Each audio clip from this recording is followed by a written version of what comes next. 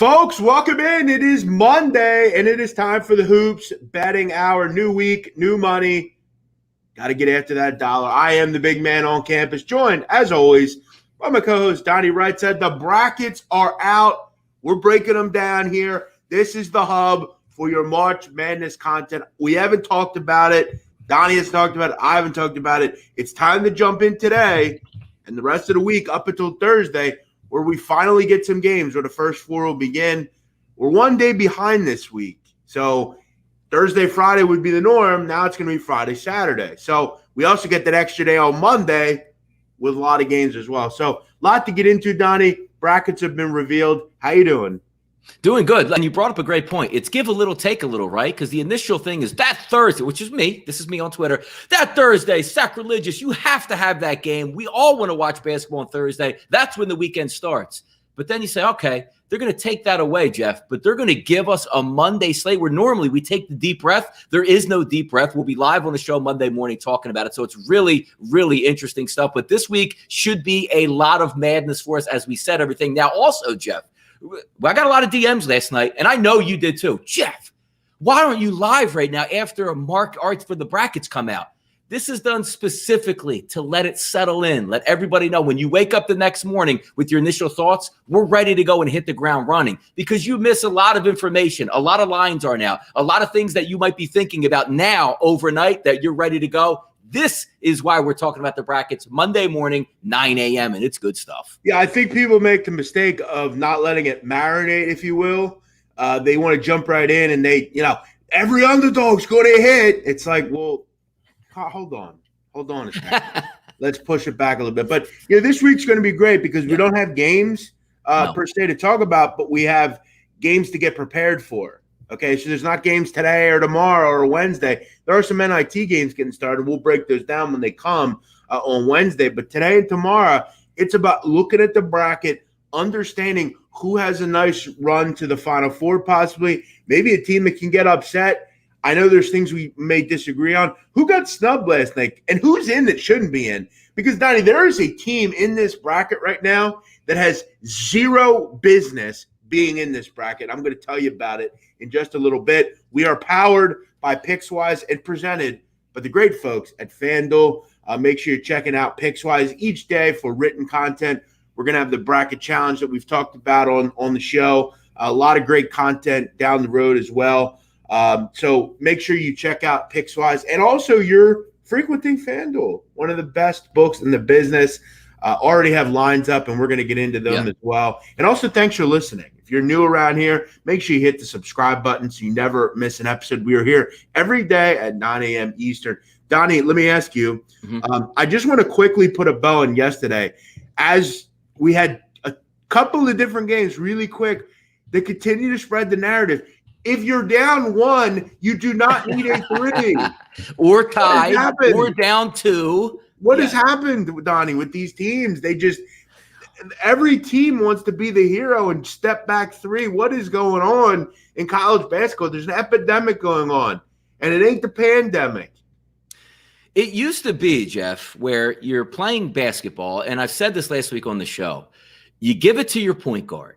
He's your point guard for a reason. He has elite ball handling skills and can get to the rim and find the open guy. Whatever happened to driving into the paint, and if you want to shoot a three, fine. Drive into the paint, look for the hoop. If it's not there, they collapse double team, kick it out for the wide open three, and live with it. This whole, there's 17 seconds left to go. I'm going to stand at half court, even though my team is down. I'm going to dribble around, go right into a guy who's probably an elite defender, which is why he's on the ball anyway, and step back hard in three from 40 feet. That's better than a wide open look with seven. I'll never understand it. And even yesterday with LSU, I understand it was a bad pass back to half court. But if you call a timeout, that's what you drew up, a step back. I can't understand, man. No, and I hope once the tournament starts, this crap ends.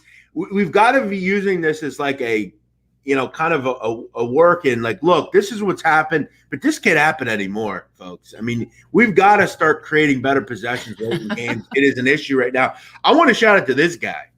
Joe Morowski says, I took the week off work. Time to work on smooth. That is what I'm talking about. I'll tell you this, Donnie, when I worked, the last job I ever worked was at a bank. right? And I actually liked the job. It was a cool job. You interact with a lot of people. You saw a lot. I worked in the city, so I saw a lot of cool stuff, weird stuff. And I remember I would always take off Thursday and Friday of the tournament. It was just, you have to do it. If you work those days, you're not a real basketball fan to me. You have to take that time off. You got to be prepared. So shout out to Joe. Joe's got some time off. Good for him. But here's the thing also with that too. I would agree with you, let's just say like 20 years ago, because you didn't have apps, you didn't have great scores on the internet, everything was slow. But now every place has TVs that you work in, every place you have a nice big computer. Yeah, but you still got to. It's not as bad though. It isn't, but like I want to be able to like not have to worry about it. So hey, if you have some PTO, hey, do it. You know, it's been a rough year. You deserve it. Thanks for watching. Thanks for enjoying the show. Daddy, let's get into the brackets. What do you think? Before we do that real quick yesterday, just to put a bow on that, LSU, Alabama, great game right down to the stretch. My total was 82 in that game, 81.5. And I thought I was in decent position, Jeff. 17 seconds left to go in that LSU game. LSU walks the ball up court. The guy gets in trouble in the baseline, throws a shot up that basically was hoping to get blocked out of bounds because he had nowhere to go. 7 seconds left, step back three. I needed a foul, didn't get it. Came really close down to the end. But I know even watching the game you had, which goes to overtime, usually the dog goes to die. Somehow it ends up right on that 6 number. And when I started to get a little bit tense, Jeff, from the Illinois side, they were showing the free throw. And right before the second one went down to make it a 6-point game, the other 4 players, Jeff, were in the backcourt on the side, hugging each other, knowing the game was already over with those 3 seconds left. You knew nobody was playing any defense, and it just came down to the one of the other team to get a wide-open look for 3, and, of course, it hit the bottom. No, I knew they were going to make it. Crazy. I mean, Ohio State just doesn't miss. I mean, it's incredible. Like, that team, I hate that team. Like, I truly, they're great, but I hate them. Yeah. Like, it's always that Dwayne Washington guy. Does he miss ever? I don't know. 30+. It's crazy. Yeah. He doesn't miss, Donnie. This guy is literally makes every shot he shoots. It's crazy. Yeah. But look, shout out to Brad Underwood. What are you doing with Brad? Like, what is he doing late in the game? Coburn's just on the bench. Like, what are you doing, dude? Put him in the game. And he was making his free throws. Yeah, and you're getting shredded at the rim, dude. What are you doing? He waits till they go down, and then they have to go to overtime. Like, what are you doing? Like, he was on the bench. Why did we get a tie game? That was good. It was good for you to give you another chance. And if you obviously have to cover a point spread, you needed to go to overtime. You love the step back 3. Like, what is up with the step back 3? It's in every game, man. I don't understand. It's bad. I mean, I kind of am annoyed because there were a couple of games yesterday that were screaming, and Illinois should have covered. They were better. What they happened? Were huge in that game, by the way. What happened in the final, like 5 minutes of the first half? They were up like 15, and then I look at the halftime score; it's 40-35. Like, yeah. But Ohio State is they're really irritating to bet against because they don't miss, but they're not good enough to win a lot of the time. St. Bonnie pulls up the victory over VSU, and also Houston gets back to normal. If they win, they smoke somebody, and they put Cincinnati to sleep. And here was the problem, because I saw a couple people on Twitter as well, and it's a correct line of thinking. I thought Williams was not going to play in that game, no way. Comes out he's playing in the game. So when you see an added player into the lineup, your first initial reaction, Jeff, is what? Oh, man, I'm going to take Cincinnati now. That line wasn't really baked into the number. Really, it wasn't. But, boy, if that guy played or didn't play, that didn't matter one bit. But I know a lot of people probably saw late that added addition and say, hey, that's going to give Cincinnati a jolt. They got jolted right out of here, man. No, Houston was on another level. I liked them in the first half. They got the job done, so I was happy with that. Yesterday's games, for the most part, went how I thought they would go. I mean, Colgate – I started to see, Donnie, once we got off the air, I started seeing like every Tom, Dick, and Harry was on Loyola, Maryland, and it's like, oh no, like that's not good because none of those people have seen Loyola, Maryland, like just haven't. Or maybe I remember that team, oh well. So yeah, not great, but it worked all great because at the end of the day, we knew we had the bracket done. It was like 700 days since we had a bracket. Crazy. No, it was just nice. Yeah, it was nice to go through and. Nice to see that Duke actually didn't get in, but now we're going to hit the brackets. And listen, we have this week planned out for you guys. Today is a day to digest the brackets. Talk just as if you were like filling out a pool. We're not going to go line by line and pick the champion today, but we're going to go over the first round, some concepts, who West bracket, East bracket, who got an easy run, who shouldn't be in. Tomorrow is a day where there's no college basketball on. So that's the day that we take a look at futures and where the lines are moving. Today is a day almost, Jeff, is like a celebration to get started, but I know a lot of people are asking this as well, and I saw a winner of a contest yesterday. So if we take a look at the Pickswise Capper contest, yep, it's actually just starting now, but the qualification ended yesterday, and a winner was chosen to step into the ring where 9 experts will give out their best picks each and every day of the tournament. The expert with the most profit at the end takes down the $10,000 cash prize. John Rothstein, Rashard Phillips, Megan making money from the FanDuel Sportsbook, and the big man on campus, Jeff Nadu, will be participating in this contest. And I know somebody also has been added as of yesterday. Future picks from all contestants will be up tomorrow, so keep an eye out for that on the Pickswise website, Jeff. Now the time is where we put you on the clock, and we better make sure we carry you on our shoulders to victory, Jeff, as you hold up the $10,000 check here. What's it going to be like if I get in last? I knew that he's not a professional. What a waste of time this show was. No, but shout out to this guy. I'm checking him out right now. His name is Jacob Her 10 on Twitter. He's from Pittsburgh. How about that? Shout out to the west side of Pennsylvania, from the Yinzer. Shout out to the Pittsburgh guy. He's a mailman, it looks like, Donnie. How about that? A good-hearted American. I love that. Yep. A mailman, loves his basketball. I love that. That's great. Good for him. I hope he wins, frankly. And I'm going to tell you right now, if I win, that guy, I'm giving you $1,000 to that guy. Boom. So if I win, that guy's still going to get $1,000 because he didn't win, but I'm going to be nice and give it to him. Yep. So what he hopes is, Jeff, you guys come down to the Final Four and final game, basically tied, and he's going to have a little bit of money in his pocket, so we can make a lot of dreams come true. But why don't we start talking brackets here and just go over what we have? We'll start with the Jeff here for us.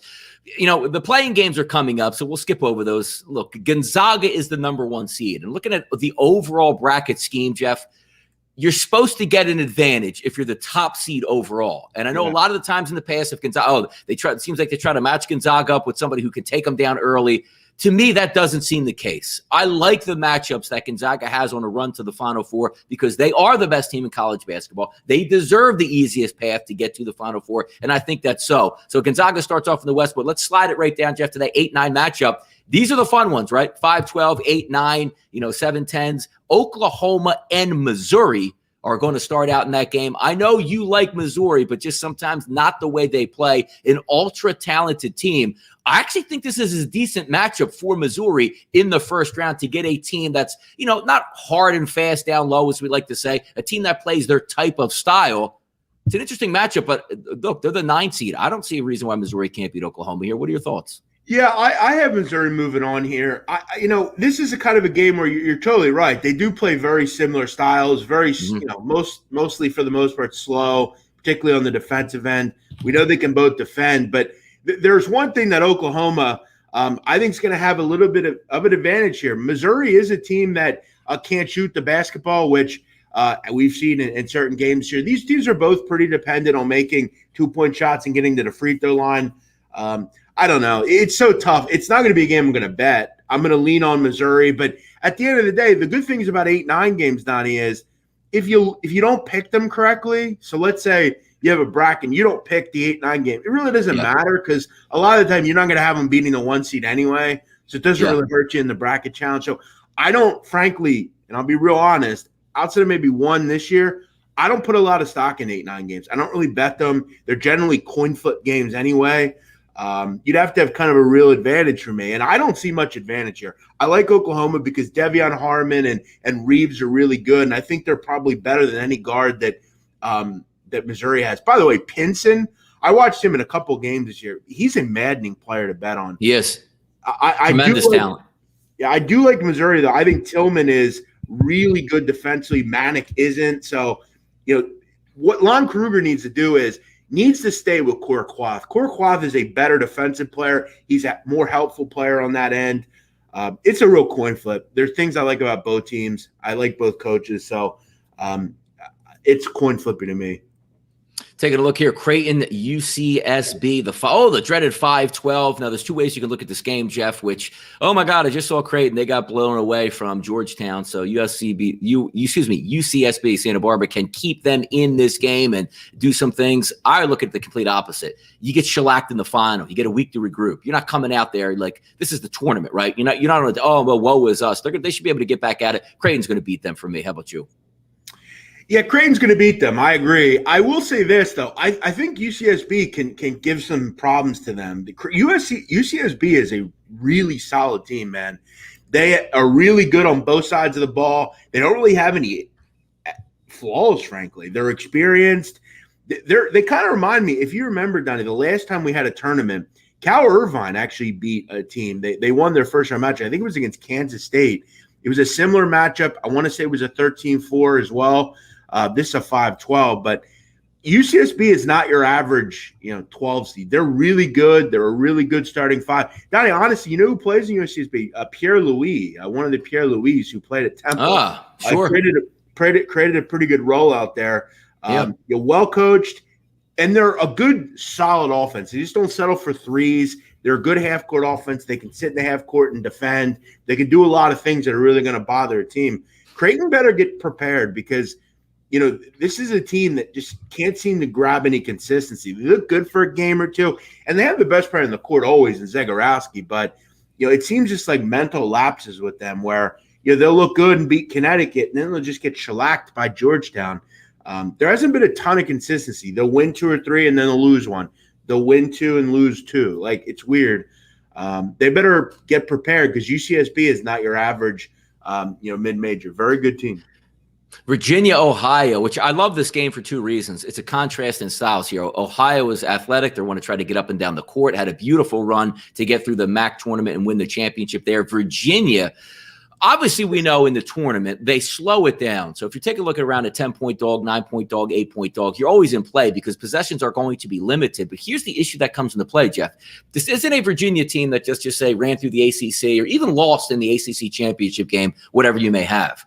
They're on quarantine right now. They're not practicing. You know what I mean? Like they're just in a testing pattern of waiting. They're going to play in the tournament as long as they don't have an outbreak. But that also throws into a little bit of a mess for me when you take a look at how fresh is Virginia going to be coming into the tournament. Now, me, as I look and say, can Ohio beat Virginia? I don't think Ohio could beat Virginia, but you have that added initiative now because we're gamblers. You're looking at the line, number 1 in this one. But number 2, what mindset is Virginia coming in after basically not doing anything for an entire week?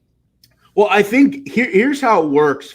And I have to look into like the reporting protocol. Like, do the other teams know who's out, or is it just they know players are out? They said it was one player that's in quarantine for them, but that player is probably, I assume, as soon as he passes this. I don't know that. See, it's colleges. They don't follow any rules. They're like following their own rule as opposed to what the national rule is. So I don't know. The question is who's the actual guy? Like, is it Kihei?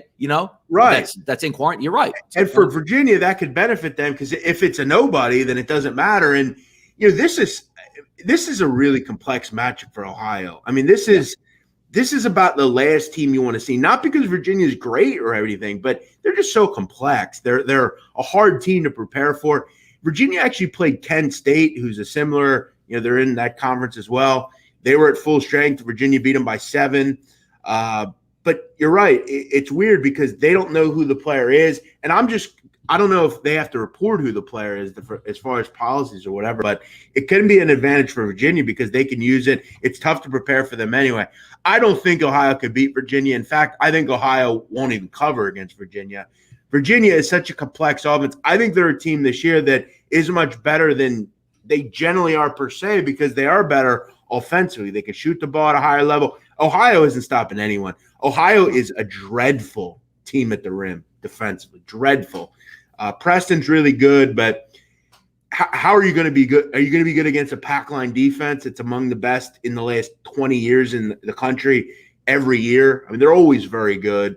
I'm not. I'm looking at that game, Jeff. If you're going to take Ohio, to me, you take them first half. Virginia gets out slow, hasn't played. Yeah. Ohio gets up and down the court, makes some shots because the last thing I want, and how many times you say it, Virginia gets a 6-point lead with 8 minutes to go in the second half and just chokes you out of that game where you force up shots and they run their normal offense down the stretch. I would look Ohio first half just as something to keep an eye on that one. And real quick, you're right. I mean, there are going to be we've seen teams coming out of COVID pause where there's a little kind of pattern where they struggle a little bit, and you're getting into the nuts of the game. Maybe even an under. We always know that whoever plays Virginia is going to struggle probably to score. Maybe they struggle to score as well. So I don't know. But yeah, I won't be betting this game just because of the question marks of who is out exactly. Yeah, we'll skip over the USC game as a 6 seed to wait to see who they play. But then we get down to a really interesting matchup.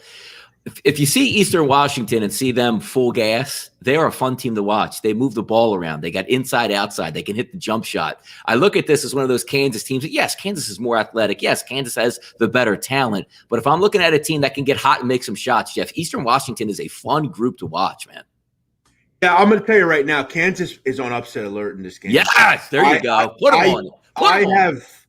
And you talk about another team coming off COVID issues. Who's going to play for Kansas? I mean, this is not who I want to see as a 14 seed if I'm Kansas. This is a vulnerable group, and they're playing a team in Eastern Washington coached under Shante Liggins that is very fast. They run up and down.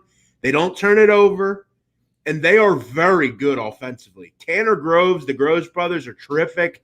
Kim Aiken is a smart, high basketball IQ wing player. They've got good guard play. They're really good. They're kind of a Colgate type of team. They don't miss many shots. They're very good from the line. They're a team, Donnie, that will not make mistakes, and they're going to make you make mistakes. They're really good. Ask Arizona. Arizona played. I watched that game. December 5th. That was where I first got a look at them saying, and I believe they were without one of their better players in that game due to COVID protocols. That's a good basketball club. No, they really are. And Kansas, again, is vulnerable. They're like Michigan. They're vulnerable coming into this game. I thought when I saw that matchup, my first thought was, I think EW might be an upset here. That's a game you want to – if you're getting – you definitely want to take some points there. I think Kansas has been vulnerable all season. They've had some stretches where they've looked good, but it seemed like right when they found their strengths, this all happened with coronavirus. And, now you're wondering again. So – yeah, I got EW. They're the one deep seed that I do like. I'm not very high on a lot of these deep seeds to actually win, but I think EW can win for sure. Over 100 people watching live with you. Thank you guys. All the thumbs up, the thumbs down, the interaction that you come in and bring the heat in the chat box as we carry you through to finally. We had the primer last week, Jeff. Now we are into March Madness and having a lot of fun talking right here on the Hoops Betting Hour with Jeff Nadu, powered by Pickswise and presented by the FanDuel Sportsbook. Let's keep moving down. Oregon, Jeff, a 7 seed. Go ahead. Real quick, I want to comment on something someone said here. One thing that people do in this tournament way too much is they believe every dog can win. Every dog. Like Colgate's going to win and UCSB is going to win. They're not all going to win when it really comes down to it. At the end of the day, Virginia has COVID issues. Team like Virginia, they're going to beat Ohio. They just are. I mean, you might have one or two, but Donnie, you would agree that a lot of people get enthralled by these upsets. Chalk wins. Exactly. Forget spreads. We're just talking like seeds and stuff. Chalk wins these big games. And if you're one of those guys that takes a lot of, upsets, yeah, you might get one or two. And then you'd be like, well, why did I take Grand Canyon to beat Iowa? Now Iowa's won 3 games and most of the public picked Iowa to win 3 games, let's just say. Now you're out of the tournament because you tried to get smart. Every once in a while that works, but trust me, over the long haul, if you just went chalk in the tournament, by the time it comes down to the Elite 8 and Sweet 16, you're still going to be eligible to win your pool. Now, again, there's a strict contrast between bracket picking and betting numbers. Spreads. Correct. So, in bracket pools, if you're picking a lot of upsets, you're not going to win. No, you're not going to win anything. Chalk wins. At the end of the day, chalk wins. And you'll look back and you'll say, wow, there was only 1 or 2 upsets in 32 games or whatever it is. So, yeah. Yep. But it's fun to tell everybody that you had Eastern Washington over Kansas, but then you didn't tell them the other 6 upsets you picked that got crushed. But you felt good because you had the Eastern Washington winner. You didn't win your pool, but you can always have that on your match. Stylistically, when we go back to Virginia, they're just – I think they're coming off a pause, but they're very complex to play against. A team like Ohio has never seen that defense. Like that just – it's going to be tough. They're not going to be able to run. It's going to be very difficult, regardless. And they don't. It's not like they have 4 or 5 guys out. One guy's out, so I think they'll be fine. And by the way, John Chow, interesting comment here. I got $20 on a couple teams for plus 5,000 tomorrow. We're going to go over some odds there for futures picks. Today is just to digest the tournament, but I do like some long shots as well that we think can make it deep into the tournament, and we'll hit those as we go. Oregon VCU, Jeff, 7 matchup versus a 10. I told you yesterday it was a tough matchup. St. Bonaventure is a very tough matchup for VCU, as they are for a lot of teams. But VCU is built on athletic ability and being able to get to the rim. You're not doing that, excuse me, against St. Bonaventure in that game. Absolutely not. But now you look at an Oregon team, a little bit more finesse. VCU should get to the rim in this game.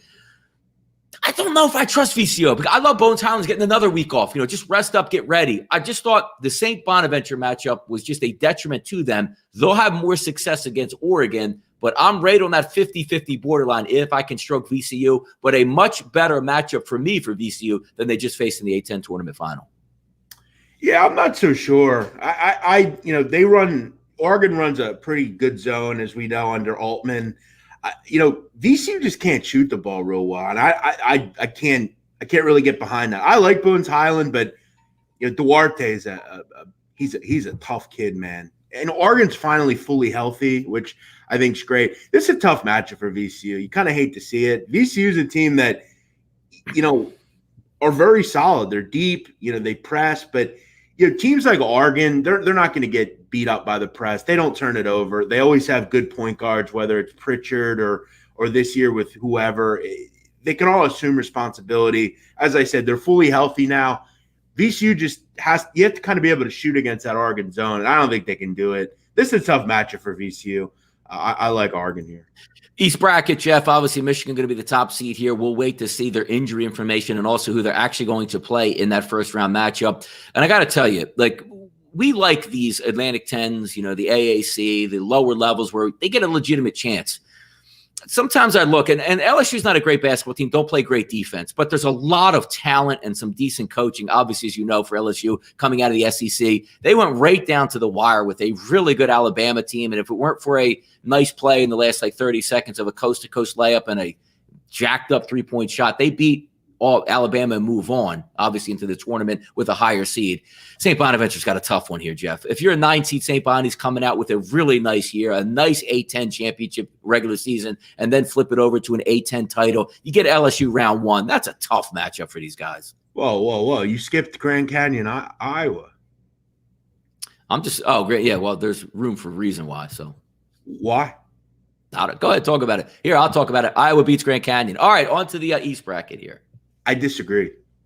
Oh, come on. I think Iowa is in – this is a terrible draw. This is a very good – let me explain. Do you know anything about Grand Canyon? Have you seen them play? Do you like? Yes, it's a for-profit university. I do know. No, I'm not worried about that. No, I haven't seen them play one time this year. Okay, no. They have 2 7-footers. One of them played at Wichita for 3 years. He's really good. The other guy's a 4-year starter. They're hulking. They're huge. They're very slow. They get you. They're not going to let Iowa run. They're really good defensively. I know it's tough to pick a 15 over a 2. I'm just saying Iowa better watch themselves here because Bryce Drew can coach. This is a very good coach. I am a little worried that they're happy to be there. They're probably not going to beat, Iowa, but this is the 15 seeds this year are really good. I mean, outside of Cleveland State, the other 3 are really no line really yet on that game, by the way, either on FanDuel right now. So I think it's the only one of the first round that maybe doesn't even have a line. That's interesting. I'm just going to say, this is not, if you're Garza and you just want a matchup where you could just feed him the ball and he can do what he does. If you remember the first couple games of the season, Donnie, Iowa played like nobody's. Garza had like 40 points every game. Yes, at the half. Yeah. That's not going to be in this. That's not going to happen in this game. These 2 7-footers are solid. They did a good job of bringing in really good talent down low. Grand Canyon is going to take that air out of the ball. They're going to work possessions. I remember, Donnie, Grand Canyon played Colorado beginning of the year. For the 35 minutes, that game was within 5. It was a close game. They ended up covering even. Don't sleep on Grand Canyon. They're going to take the air out of the ball and make Iowa really work. But just wanted to throw it out there. Yeah, I want to see what that line does come up at. But into the East bracket, Jeff. I saw Was it? What was it? 15. 14 and yeah, it sounds about right. That sounds about right in that game. And again, it's survive in advance. This isn't a normal Tuesday game, Jeff, in the middle of January where Iowa doesn't play again until Saturday and they run you off the court. These are completely different measures that you have to factor in where once you get up that big lead, Garza's not going to be in with 5 minutes to go late in the second half. So also something to keep in mind again, as Jeff points out very astutely, there's picking brackets and there's picking winners against the spread. LSU St. Bonnie, Jeff, what do you got here? Yeah, this is a terrible. I mean, this is a rough matchup for Bonaventure. I hate to tell you. Like I'm disappointed they get this game because LSU is. I think when you really look at LSU, that they're an 8. What are they, an 8 seed? Like, talent wise, like they're really good, man. Like, what were they, a bucket away from like a 6 or a 5 seed? Yeah, if they beat Alabama? I mean, come on, terrible shot away from a 6 or 5. Yes, Schmidt's really good. I like Osunniyi. I'm going to be rooting for them. I'm not going to be betting this game. I think this is probably the toughest game on the bracket, like to pick straight up. And I do believe, Donnie, this is a fascinating game, and I'm going to tell you why. There's some metrics on FanDuel you can bet, the bets you can make, where to get to the Final Four, LSU is 12-1 to get to the Final Four. Now, hear me out here. If they can beat Bonaventure, which ultimately I'm going to pick them to do so, I just think athleticism is going to be key here. And I like Lofton. I like Osunniyi. Even Jalen Attaway. All these guys have played really well, but I just think LSU is just too good offensively, and they'll find a way to get the job done. I think Michigan is the most vulnerable 1 seed in a long time in this tournament. I think you get to the Sweet 16 for LSU. I think they have an opportunity in the next round when we're looking at the next step. Colorado, Georgetown, or Florida State, Greensboro, I think they're beatable opportunities for LSU. And then you can hedge to get to the Final Four. So I think, and then they hang around with Alabama. Yeah. Yeah, and I can hedge anyway. So like 12-1, they've already hung around in that conference with those teams. So 12-1 to make the Final Four. I think LSU, that's a really solid bet because the 1 seed is vulnerable. There are 2 vulnerable 1 seeds. This is one of them. This is a spot where I'm looking at LSU at 12-1 to get to the Final Four as a possibility here. It's all going to come down to, do you just take both teams in Bonaventure and LSU and you have both to play with? Because Michigan is vulnerable to me. Yeah, it's an interesting matchup because, again, St. Bonaventure's is the 9 seed. We think it's a tough matchup, but, hey, the lines makers put that as a 2-point game. That is roughly – these 2 teams are very close. Maybe it just comes down to does Osunniyi get in foul trouble in the first half or early in the fourth, early in the second half. That's really what it comes down to. Yeah, because if that happens – and it hasn't really happened a ton this year. It happened yesterday, but it happened to Bone Highland, and they were never the same. Yep. But if Osunniyi gets in foul trouble, it's game over. Sure. LSU's too good. They'll just attack the rim, and that's that. But this is going to take if Bonnies can do this, they're legit. I mean, that this is big time if they can win against LSU because LSU is Cameron Thomas, Trenton Wofford. They're real good. Javonte Smart, incredible team. Yeah, they got some pedigree on that team. How about this next matchup, 5-12 here, Colorado, Georgetown? It's almost one of those games, Jeff. How many times do we equate it to sports gambling? You don't want halftime to come because your team is playing so well in the first half.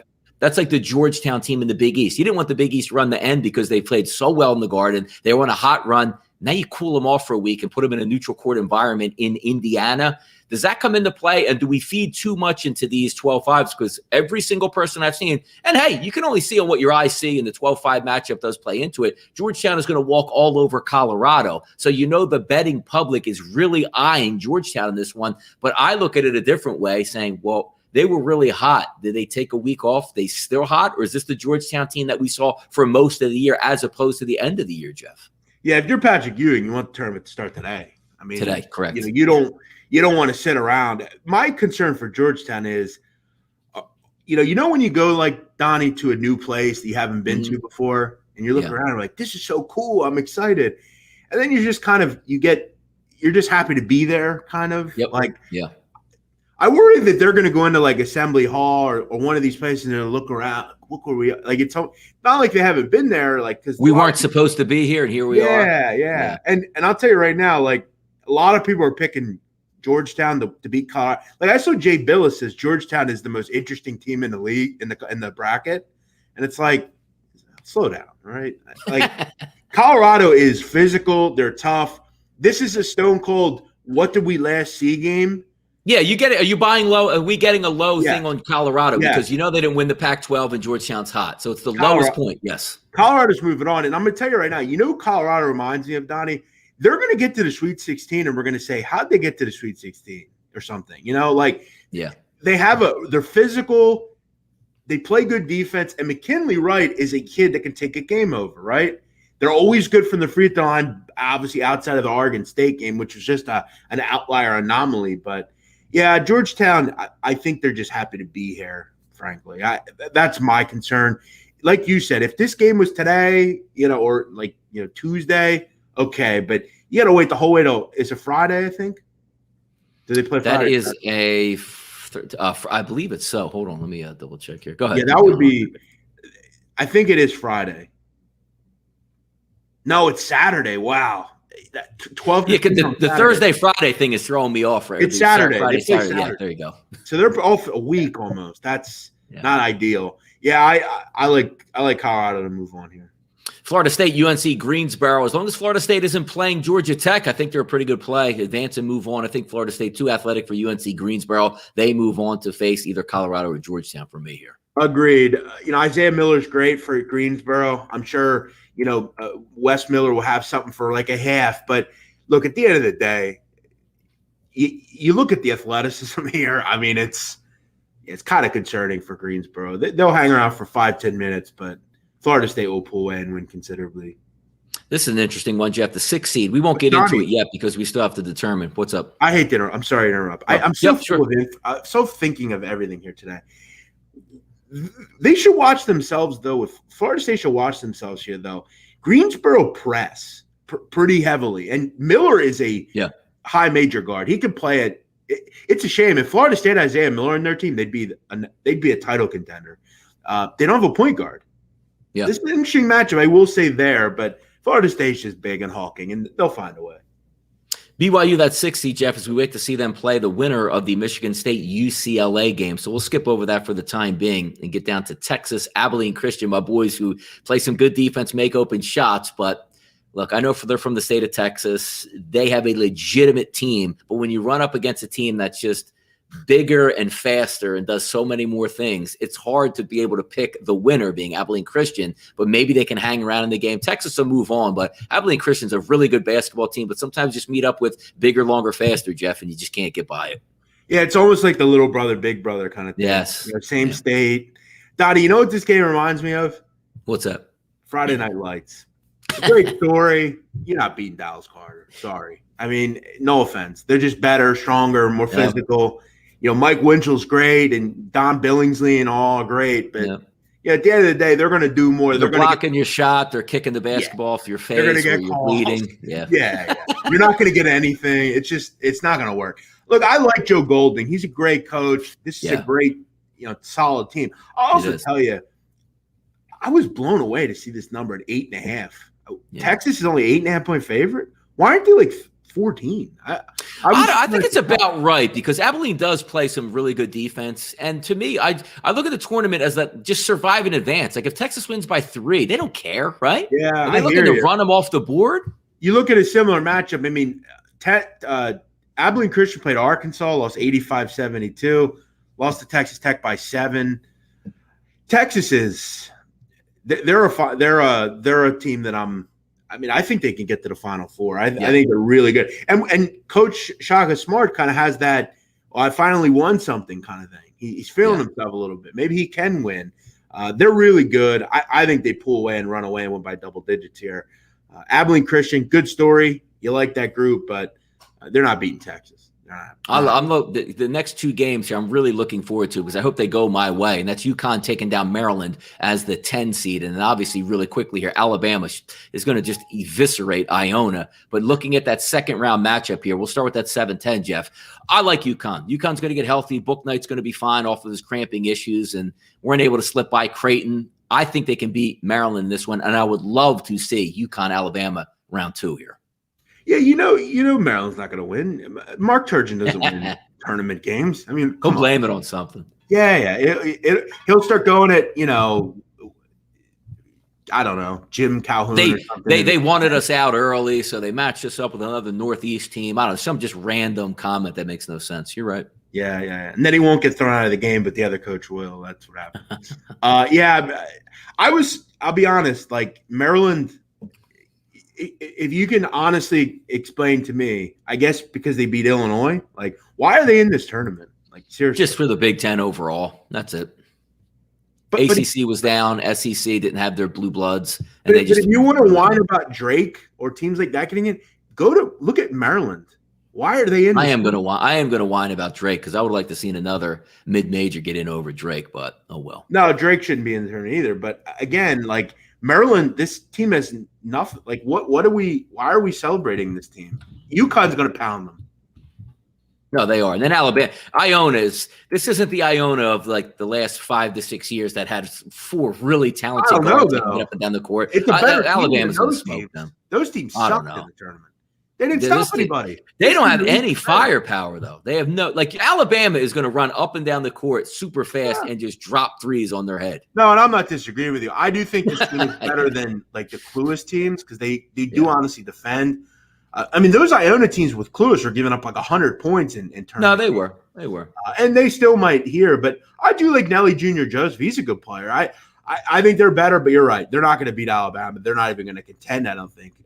Patino will give them a little leg up, but Patino. Do we have a line on that game? I'm looking through FanDuel right now to try to get a line. I think I want to say it's 19 or 20. In the 20s? Let me see here. The slide up. Grant, Iowa, Ohio, Missouri, Texas. Yeah, I don't have a line here on that. Yeah, I don't either. I think it's 19 or 20. Keep an eye on that one here. Let's move it out to the South Conference, Jeff. And I found it interesting. There's still brackets, and you have to name them something, even though they're all playing in the same. Usually out west, hey, you're playing out in L.A. or Seattle or something out like anywhere. That. Exactly. So Baylor, Hartford. Baylor's going to get an easy victory over Hartford, but the champions are Hartford because their ticket to the tournament is their season. Good for them. They'll have fun. They'll be able to tell their kids they played Baylor, but that's a wrap. Yeah, no, Baylor is I think they have issues, but it's good for them to be there. Gallagher has never been there. Yep. Tracy Carter, they have a solid team. They might hang around for a couple of minutes, but yeah, it's a typical 116. They have no shot. You remember a couple of years ago, my little sister went to Monmouth when they made the tournament and played Villanova in Philadelphia. Yeah. And I always remember that. They won the Metro Atlantic. That was their ticket. They had a huge banquet celebration at one of the restaurants in Philadelphia after they lost the game to Villanova because that's their celebration is being there, being on the big stage. So good for them to get there. This is one of those games where I don't think you have much issue even laying the number, too, because Baylor has shown this year for most of it that when you look at average margin, their margins at games are I want to say they were top 5 in scoring winning margin. And Hartford, Donnie, when you look at a dog, when you're backing a basketball underdog, you have to have a couple of 3 things. Can they make threes? Can they make free throws? Do they turn it over? None of those things Hartford's particularly strong at. I think they're going to – you look at Villanova. That was the Villanova 87-53. That's what I think this game is. I think Baylor probably wins by 30. I think because Baylor can play defense. Hartford has let's just say they do things well in their conference. We've all been through this in whatever sporting realm we've been in, where you just come up against a guy let's just say the game before he can't guard you. He can't guard you, and then you have a guy in front of you that's I can't get by this guy. So it's not even about Jeff scoring points. It's about how effective can they even run their offense where everybody is better than you on the other side. That's why it's a 116. And also keep in mind that let's just take away what Hartford did in the tournament to get here, which is great. I'm not taking anything away. But going into the tournament, they were 11-8 in the America East. Didn't play Vermont in the regular season, and we're still only 11-8. So this game screams 85-55, something like that. I think another happy to be here group. I'll tell you a good one here. Now, this bracket, the South, you want to go game by game, line by line in this one. This is the one where you bring out your Sharpie and your highlighter because things are going to go haywire here. North Carolina, Wisconsin is an awesome matchup here. Is North Carolina going to be able to get out and run? Are they going to be able to use their talent? Is Wisconsin going to slow this game down? This is a great one here. What's your initial thoughts, Jeff, on North Carolina, Wisconsin? I want to preface this game, Donnie. to any fan of Wisconsin, and I want to tell you, I love the program. They're one of my favorite programs truly ever. Bo Ryan and the boys back in the day, sure. My favorite team in the history of college basketball is the team in 2014 or 15 that went to the national title game, the Kaminsky, Decker, that group. I love Bo Ryan. He's a top 3 coach to me ever as far as favorite. But Donnie, I have to ask, and I'm truly asking the question. Okay. Why is Wisconsin in this tournament? Seriously, look at their resume. They have no business in this tournament. But they get the Big 12 bump, though, or Big 10 bump, I'm aware of that, but we have to stop with that. Like, again, I get it. But they have done absolutely nothing to warrant being in this tournament. And I want to make this clear. 2 months ago, they were a team that I was interested in. But time and time and time again, they never answered the call. This is a good spot for Wisconsin. Sharps are betting on it. They come up short. They are the most inconsistent team in America. Why are they in this tournament? They have no quality wins. They didn't beat anyone in the Big Ten we're talking about. The only quality win they have is Loyola. And if you're going to make that argument, Western Kentucky should be in this bracket because they beat Alabama, and they had a better resume by far than Wisconsin did. We have to stop giving teams the benefit of the doubt because they're in a big conference. Wisconsin shouldn't be in this field, and I know fans will get on me for it and say I'm crazy, but at the end of the day, I'm right. This team is not good enough to be in this tournament, and they shouldn't be in it. So if you want to talk about snubs, don't go with Wichita or UCLA. Go with Wisconsin. Don't just think because they're Wisconsin they should be in. They shouldn't be in this tournament. Neither should Maryland, for that matter. UNC's going to pulverize them. Because it's a team that UNC, when they get hot, but obviously we know – they don't always play up to the talent that they have, and Wisconsin's going to try to frustrate them in that game. But there's so much talent on North Carolina's side. What has Wisconsin shown you that they can compete in this game? They can't. Their bigs suck. Their bigs are weak and soft. And I know you can make case where they're not going to let them run. Illinois had no problem without DeSumo. Illinois sliced and diced them without DeSumo. This team doesn't come to play ever. They're not built like that. And they're disappointing. They're the most disappointing team in America to me. And I'm sure you can see it. They disappoint me, this team, because they are not anything like the norms of Wisconsin. They have 5 seniors. They should be gutsy in every game, and they never are. They're just weak every time. They're weak. It's like Wisconsin, Jeff. You want to give them $3,000 and turn your back on them, right? I don't want to give them anything. I want them to just go away. $3,000 for a whole life. Now I got to turn my back on you. Yeah, Wisconsin. And you're right. They're Paulie Vario and Henry Hill. Like, they're just not. I just hate them, and it sucks because I love them. I love the program, but this team is maddening. Yeah, we got to have a segment later in the week once these tournaments starts to get underway, where big man on campus is going to be the consigliere and say, you know what, I got to turn my back on this team at this point. So we're gonna have some fun. And they're. Yeah. That's a great comment. They're at the lead. They're the lead list here. They are Henry Hill. Yeah. Drug addicted and an issue. I got to turn my back. Here's a couple of 1,000. Go away. Yep. There it is. Villanova, Winthrop, Jeff. 5-12. Oh, Winthrop, easy. Let's move on. Not so fast, man. Villanova is one of the best coaches in college basketball. They're still a week and a half out from having Colin Gillespie, which, if you're not going to get him back, you have time to prepare, time to get ready for this. I know people want to jump on Winthrop. I like Winthrop. I like when the 12s give the teams a battle. But to just surpass Villanova, like, you're out of here, we don't give you, too much of a effort in this one, I think people are missing the boat. And I think a lot of people are just lining up because they see the 5-12 and Villanova wounded, easy win by Winthrop, and they move on here. Yeah, I think what you're seeing here, Donnie, is when you look at the Georgetown game, Chris Arcidiacono played 34 minutes. The Arcidiacono brother. The brother. Mm-hmm. Ryan's brother. You have plenty of time. Look, Winthrop, for anyone, I saw a lot of people that you're right, trendy upset. Winthrop's going to beat Villanova. Or first, who's going to stop Robinson Earl? He's an NBA player.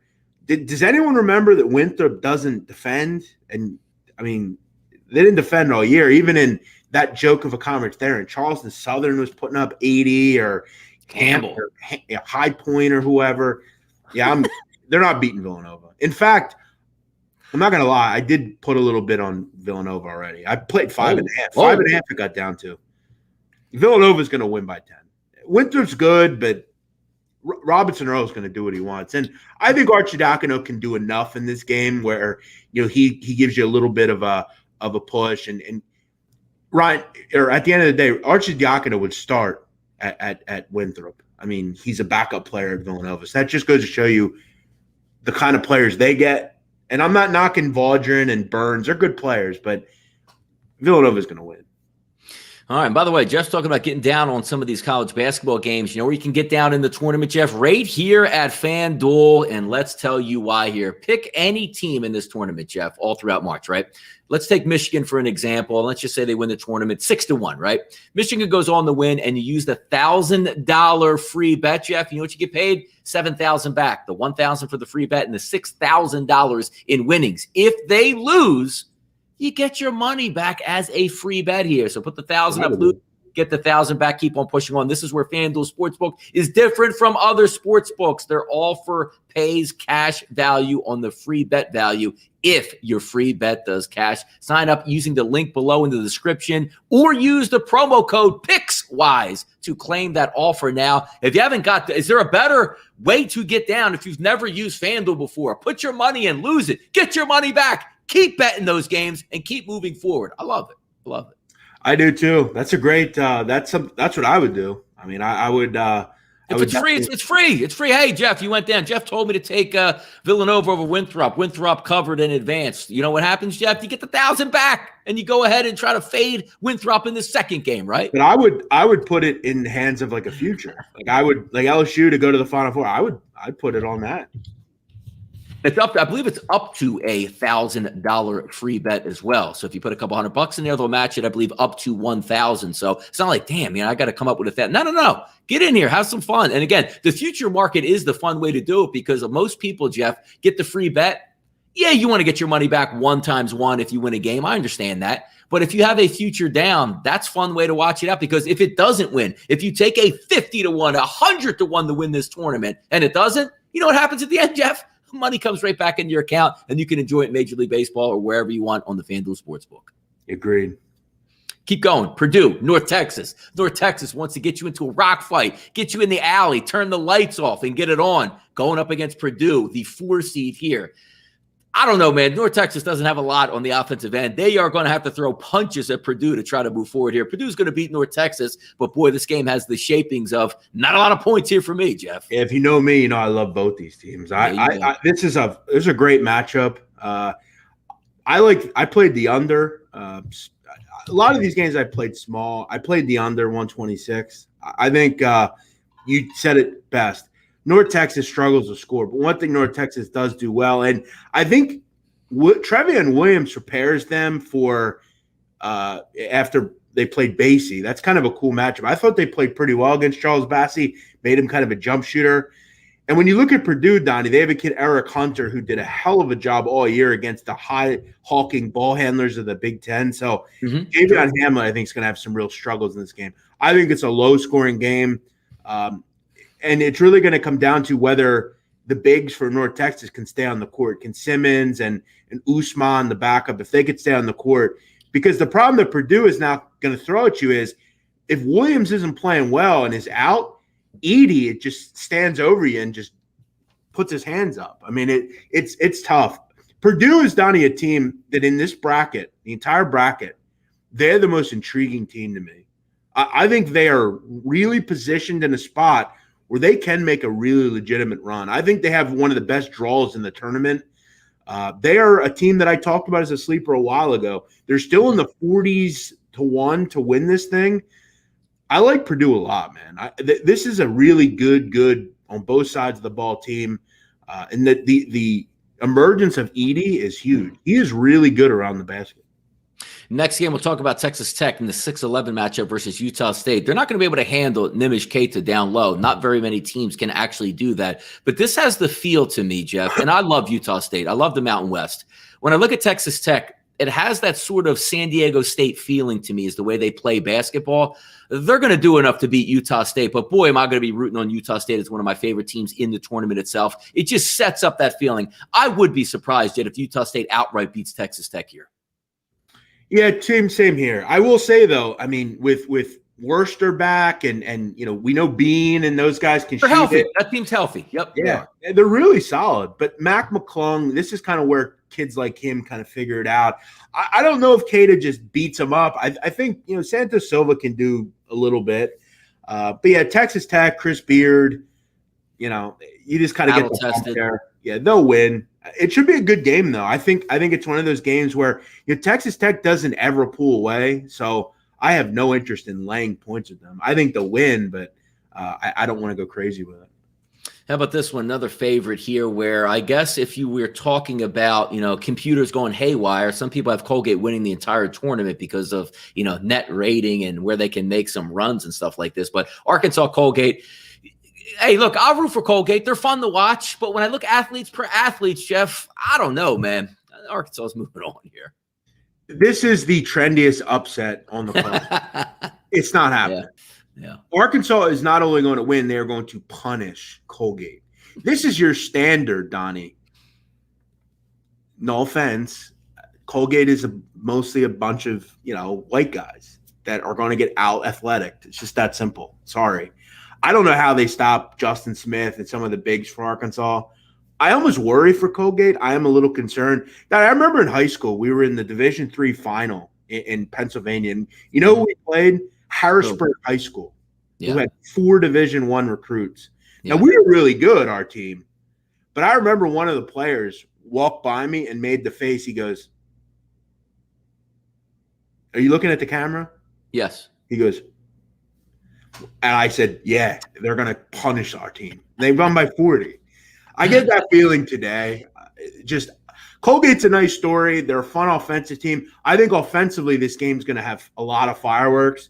But I think Arkansas is going to punish Colgate. And who guards anyone down low for Colgate? Keegan. Jeff, the computers will guard them. The computers are guarding for Colgate, Jeff. Remember that. I know. Yeah, I know. The numbers tell you one thing. Yeah, I know. Arkansas is going to win. They're just more athletic. They're more physical. They're going to win.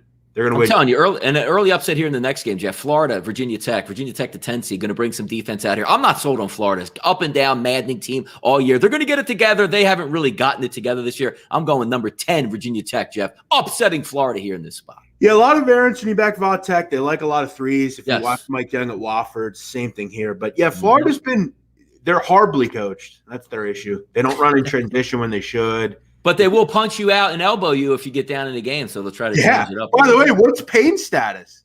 Is the House of Payne, is he in or out? I don't know, man. We got to get the official ruling on this. Definitely not going to be out.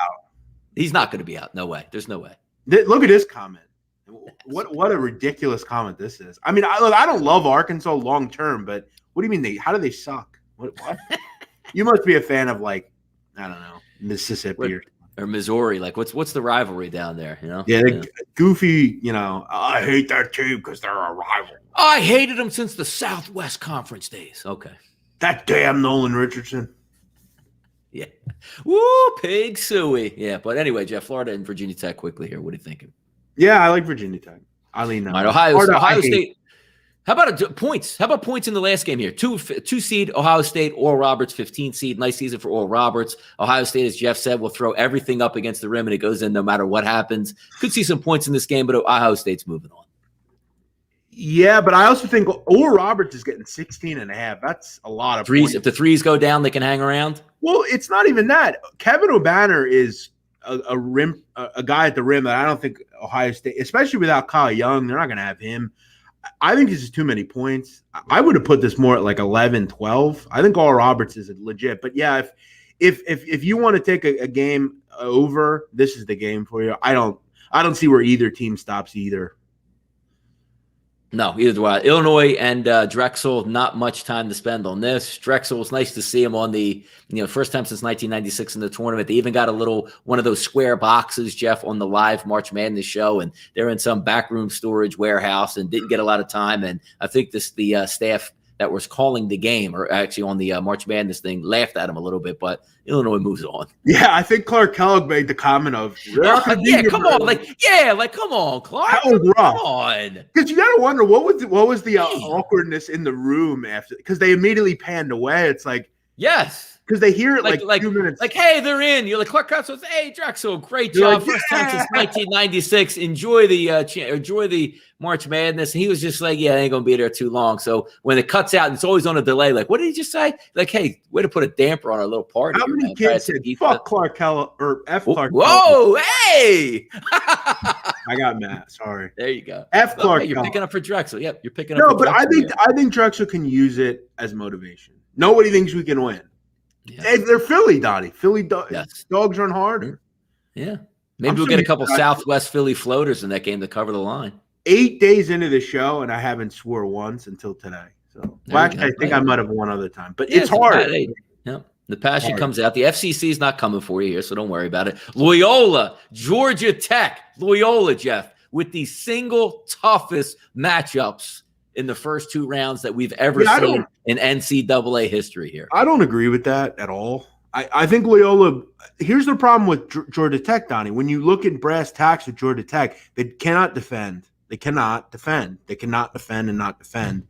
They're not deep either. I think Moses Wright's good. I'll give him the credit. But, Donnie, one thing that I think you can even admit, the Missouri Valley always has good bigs. I think Krutwig over the years he's a 4-year player. Versatile bigs, yes. Yeah. And he's had some experience with a lot of different players. I remember in the 2018 as a freshman, he did really good things against Grant Williams, who's now in the NBA. So I'm not so sure. I think it is a tough matchup. Georgia Tech's playing well. But another team, Donnie, if you're Georgia Tech, you want to play this game today. You don't want to play this game Saturday or Friday. Yeah, coming out hot. I think Porter Moser's prepared. I think they're ready to go here. They're the best defense in America, Donnie. And you can go look at the efficiency. Loyola is the best defense in America. And it's going to set up that game against Illinois. And I always knew that Loyola is going to be an 8 seed. They're going to have to beat a 1 seed. It's just going to happen. I don't hate the Illinois draw because I'm just going to hope that Miller and Curbelo and those guys are off that day and they don't shoot the ball real well. So, yeah, I think in this game, though, Loyola will beat Georgia Tech. It's a great matchup there. It's a fun game to watch. I'm looking forward to that one. Tennessee and Oregon State. Tennessee, we know, plays a good amount of defense. We'll see if they get some injured players back with facial lacerations and earplugs in because they got whacked with a couple 1-2 spots on the elbow. But I'm not believing Oregon State. I don't care. Oregon State again, Jeff, Georgetown. Hey, if they wish the tournament was today, they're going to week to cool off, and Tennessee's defense will cool them off. Yeah, I think the luck's going to run out for the Beavs here. Mm-hmm. Wayne Tinkle, good coach, but you're not beating Tennessee. Tennessee will win. I don't really want to bet them to cover, though. Kind of a concerning team to bet on. But, yeah, they'll win. I'd have them moving on here in the bracket. Keep going to Oklahoma State. Liberty, the 4 seed versus 13. Oklahoma State hot coming into this, obviously, March Madness tournament. Nice 3-week run for them. They'll be able to beat Liberty. We'll see what Liberty has to say. Maybe they can slow it down, play some defense. I just don't see it. Oklahoma State moves on. That's what they'll try to do. But Oklahoma State athletically – though Liberty has not been prepared. That conference sucked for the most part. Lipscomb didn't play well. Bellarmine couldn't compete anyway, so it didn't matter. Yeah, this is a good Liberty team, but they're not going to beat Oklahoma State. Athleticism's too high, too big. The Fighting Bayheims have a shot here, Jeff. Get San Diego State, who we know is going to play good defense, keep the ball. They got some quality shot makers, and it's good for San Diego State. Here's what I say, because when I look at Syracuse all of the time, Jeff, you want Syracuse game 1 of a tournament that you have 7 days in practice to dissect exactly what you want to do to this defense. Advantage San Diego State, but Syracuse has athletic ability. You have to make deep shots against them to beat them. I trust San Diego's coaching staff and players in this game to make the right decisions. And again, a week to prepare for that zone. I think San Diego State gets it done here. Yeah, San Diego State shoots at 38% from 3. They're a lockdown defensive team. Mm-hmm. I think San Diego State, Donnie, is another team that has tremendous value to go deep into this tournament. I don't think their bracket's particularly tough. I think they could beat Houston. I think they could beat West Virginia. I think they could beat all these teams. So, yeah, they're not – Syracuse ain't beating them. And good, because Jim Boeheim should be in a playing game.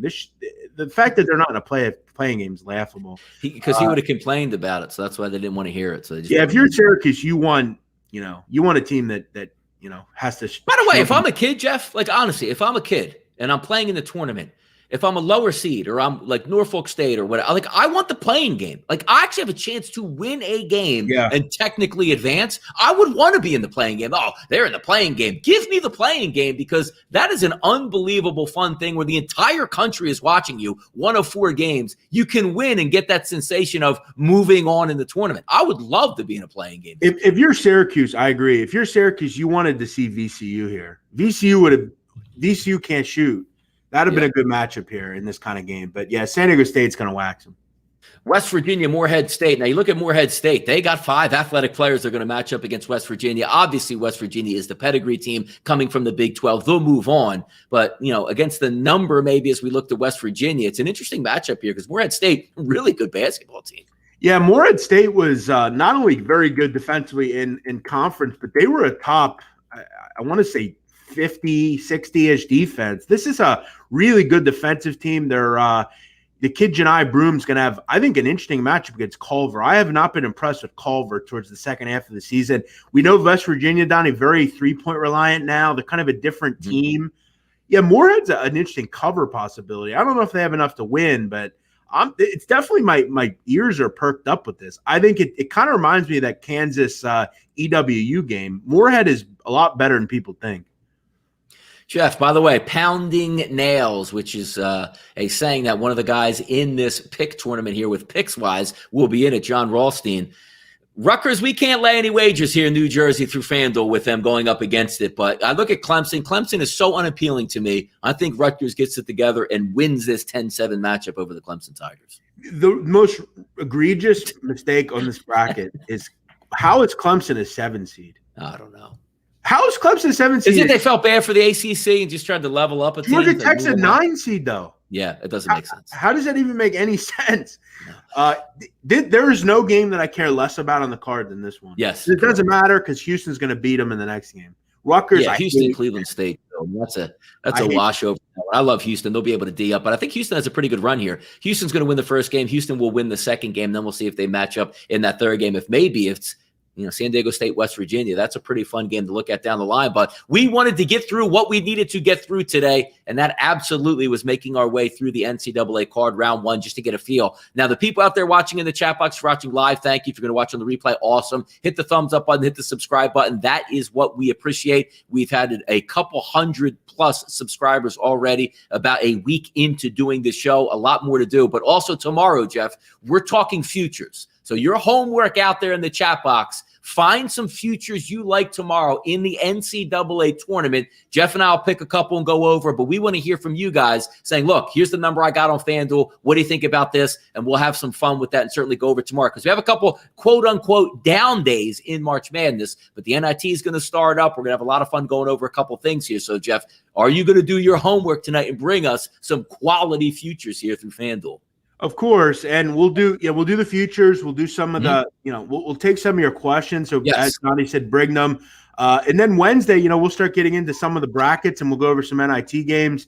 Donnie, are you going to be looking into the CBI? Are you looking? I mean, it's funny because usually I don't want to pay any attention to it, but I have a kinship with the CBI, the CITs, and all them because they're the teams I really like to follow. Of course, we're going to take a look at some of those games as well. Donnie, I'm not going to lie, dude. Like the CBI, I'm fascinated with because there are some teams that I do actually like betting on, like me too. Bellarmine and Bryant and like Army. So yeah, I'm actually kind of excited for those tournaments.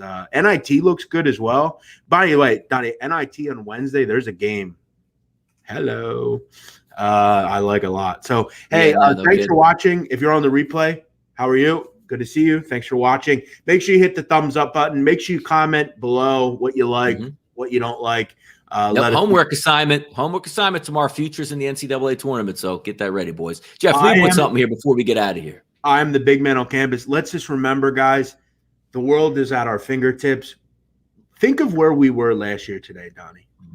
We were in a barren, desolate. Saying that maybe they'll start the tournament the next week. No big deal. No, we were at wow. We have we're looking.